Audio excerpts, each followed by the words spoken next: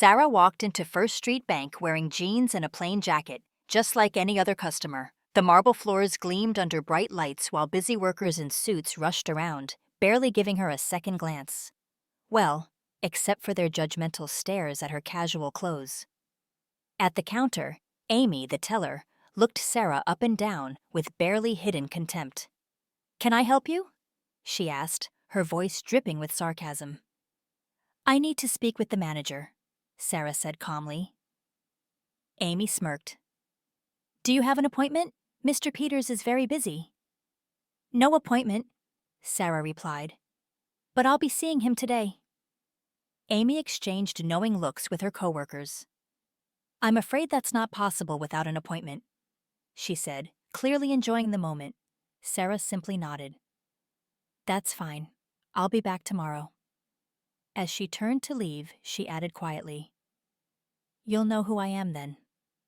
The next morning, Sarah arrived early. The same employees were at their posts, including Amy, who was already wearing her practiced customer service smile. But today was different. Sarah walked straight to the conference room where James Peters, the branch manager, was reviewing papers. He looked up, startled by her unannounced entrance. "Miss Walker," he stammered, recognizing her name but clearly thrown by her casual appearance.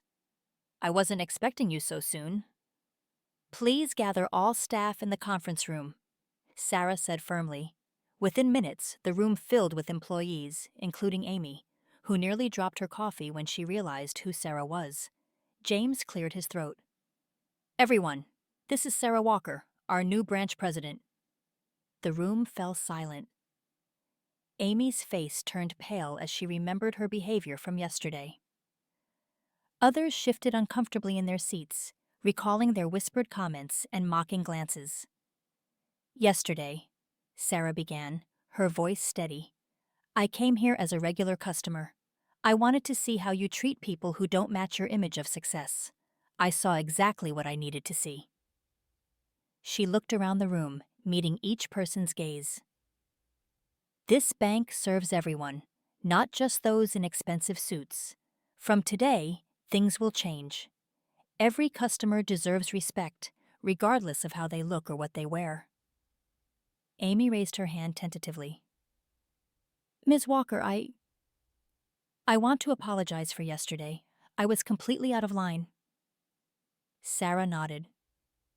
"Thank you, Amy, but an apology isn't enough. What matters is how we move forward. This isn't just about yesterday, it's about creating a culture of respect." James spoke up. "Change takes time, Sarah. The staff has certain expectations about how things work here." "Then it's time to change those expectations," Sarah replied firmly. "I'm not asking for overnight transformation, but I am demanding immediate effort. Anyone who can't treat all customers with equal respect should consider working elsewhere." The meeting ended quietly, but the impact of Sarah's words hung in the air.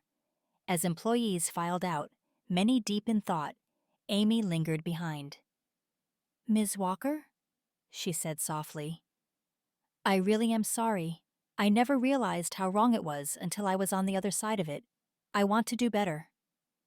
Sarah smiled slightly. "That's a good start, Amy. Remember this feeling the next time you're tempted to judge someone by their appearance."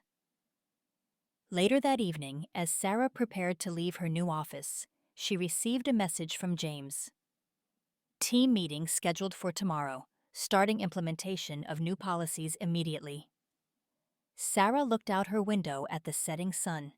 Change wouldn't happen overnight, but the first step had been taken. She had shown them that true leadership isn't about appearances. It's about treating everyone with dignity and respect. As she walked out of the bank, Sarah smiled to herself. Tomorrow would bring its own challenges, but she had already accomplished what she set out to do. Shake up the status quo and show that power doesn't always wear a suit and tie. After all, sometimes the bravest thing isn't holding on to anger, but being willing to let it go one small piece at a time, even when forgiveness feels impossible.